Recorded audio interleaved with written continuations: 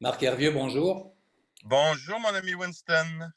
Marc est dans sa rutilante voiture et s'en vient direction Montréal pour ce soir, la grande finale du concours musical international de Montréal. Ça va être un événement remarquable, Marc. Remarquable, certain. Si vous avez assisté aux différentes étapes du concours, vous savez que le niveau de chant est absolument spectaculaire. Ouais. La compétition est vraiment forte, serrée et est belle. Et belle à travers. Moi, je suis impressionné d'entendre ces jeunes-là chanter d'une façon aussi incroyable, avec une technique vocale à toute épreuve. C'est vraiment beau à voir. Alors, dans les deux catégories, mélodie et aria, bon, là on est rendu à la finale. Et la finale, comme la demi-finale, était présentée à la maison, est présentée à la Maison symphonique avec l'Orchestre symphonique de Montréal, rien Ouais. de moins, et le chef Jacques Lacombe. Maintenant, Hum. moi j'ai une photo ici, je vais mettre une image de ces finalistes dans la catégorie aria. Et on retrouve là-dessus, d'abord à gauche, Niels van der, qui est un Uh-huh. Allemand, qui est un contre-ténor. Ouais. À ses côtés, c'est une Allemande également, en l'occurrence Valérie Fitchkopf, elle est mezzo-soprano. En plein milieu, il y a un coup de cœur, Simone McIntosh, qui est mezzo. Sarah Dufresne, qui est une Québécoise, qui est une Montréalaise, est également de la finale. Et à la droite, c'est bon, un de tes amis, Hugo Laporte, qui est baryton. Et c'est cette brochette, si vous passez l'expression, d'interprètes qui vont ce soir euh, se battre pour obtenir le prix, le grand prix, la finale. Alors, qu'est-ce que tu Ouais. as pensé, toi, de ce choix, Marc? Écoute, c'est sûr que c'est facile à dire. Je pense que ma caméra s'est fermée. Attends une minute. Ouais, attends, je reviens. Me revoilà! Hey, magique. Euh, c'est facile à dire quand tout ça est fait, mais tu sais que j'ai un 5 sur 5, c'est-à-dire que c'est exactement Ben, voyons. les candidats que j'avais choisis pour la finale. J'ai assisté aux deux demi-finales Mhm. et c'est exactement mon choix des 5. Je pense que c'est un bon choix. Évidemment, certains diront, mon Dieu, c'est arrangé avec le gars des vues. Il y a trois Canadiens, mais pas du tout. C'est Pas vraiment, vraiment.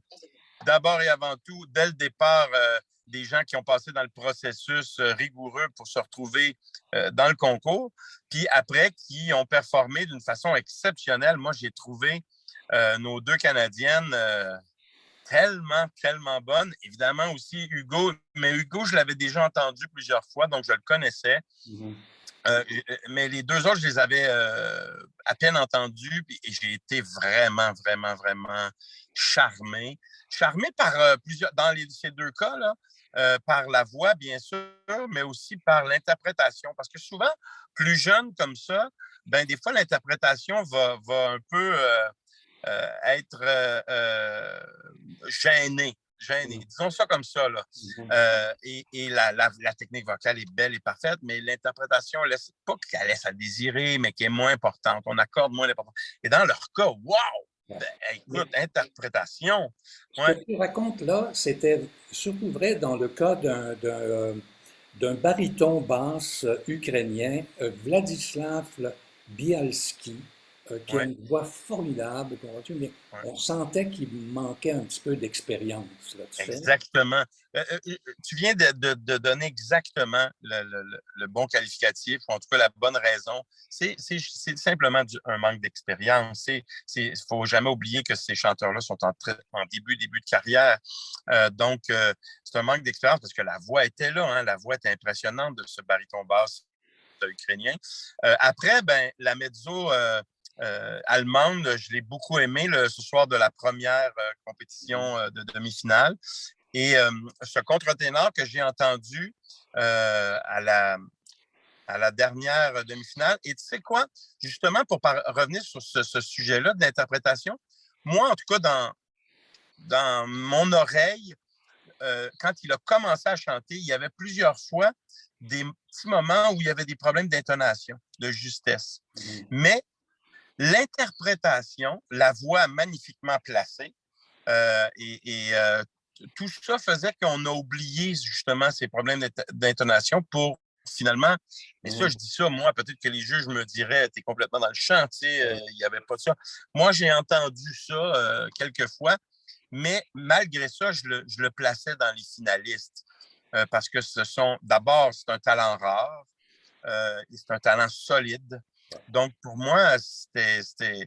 Alors, écoute, je suis très content, je suis très excité là, d'être ce soir dans la salle pour entendre les 5 concurrents. Moi, je verse une larme pour la soprano Lauren Margeson de Toronto, qui est la fille d'un chanteur d'opéra bien De connu. Richard, que je connais bien, Effectivement. évidemment. Et de Valérie, que je Et connais aussi, sa mère. quant à sa performance, moi, je la mettais tout de suite en finale, parce qu'il y avait une puissance dans sa voix, il y avait une justesse, il y avait une profondeur, il y avait une maturité.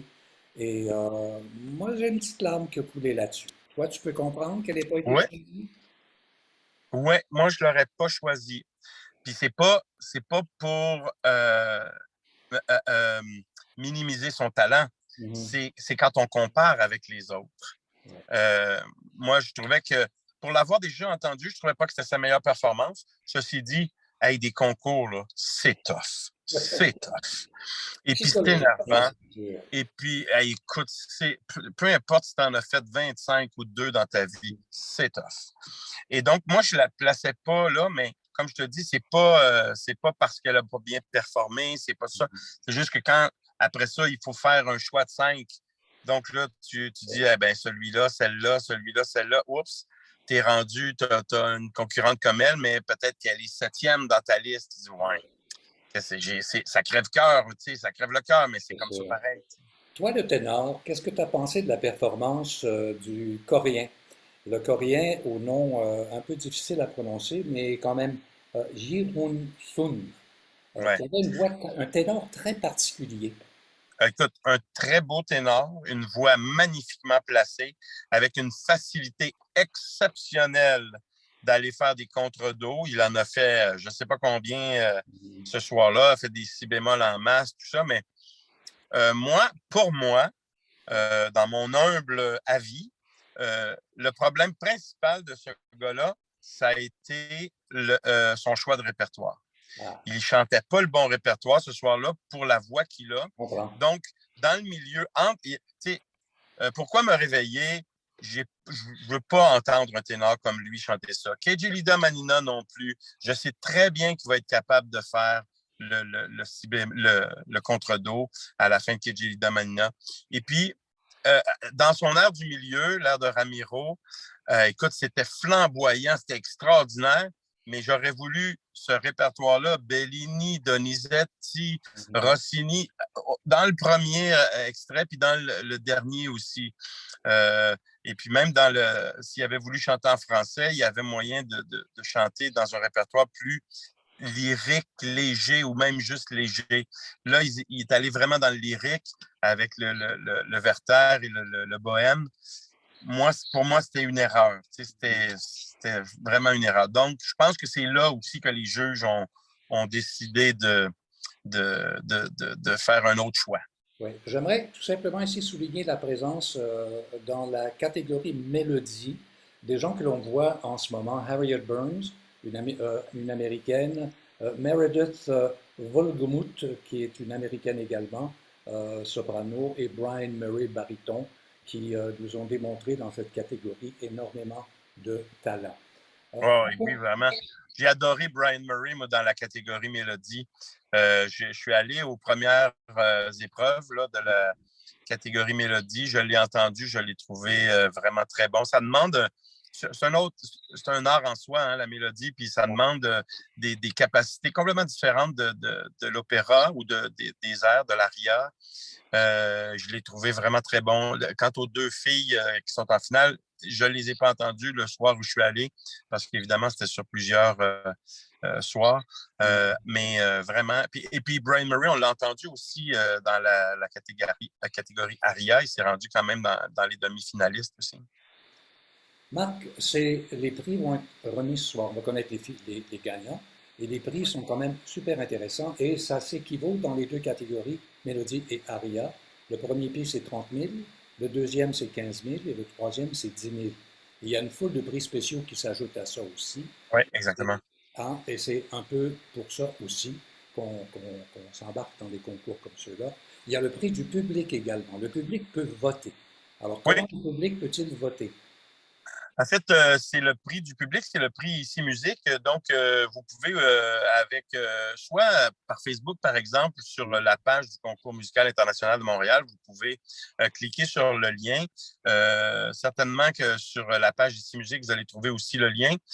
C'est super simple. Hein? Vous cliquez là-dessus, vous vous inscrivez en donnant votre nom, tout ça, un courriel pour qu'on soit sûr que c'est une personne vivante Une vraie personne. exact. Et après, vous faites votre choix, vous donnez votre vote et puis c'est compilé et ce sera annoncé donc ce soir à la fin des finales quand les candidats vont avoir terminé de chanter et que tout le monde va être bien fébrile à l'attente des résultats parce que souvent, à chaque année, il y a certains candidats qui vont compiler plusieurs bourses là, et puis qui peuvent repartir avec énormément d'argent. Moi, je me souviens de Marianne Fizet qui avait une année remporté, je ne sais pas combien de bourses, ça donnait un montant astronomique à la fin. Et puis, on était bien fiers parce que c'était quelqu'un de chez nous, tu sais, mais on était un peu chauvin tout de même.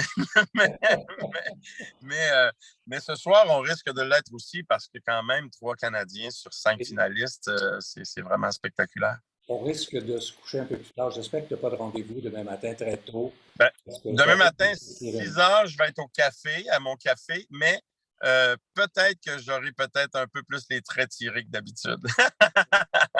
Tu vas aller promener ton chien, n'oublie pas aussi.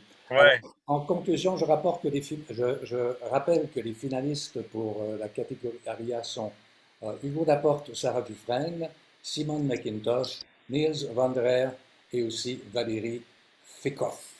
Merci Voilà. Marc, bonne Et route. c'est moi qui te remercie. Et On se croise ce soir à la finale. Exactement. Ah, le bonheur. Allez, ciao. Merci pour Ciao, tout. ciao. Quel porte-parole incroyable.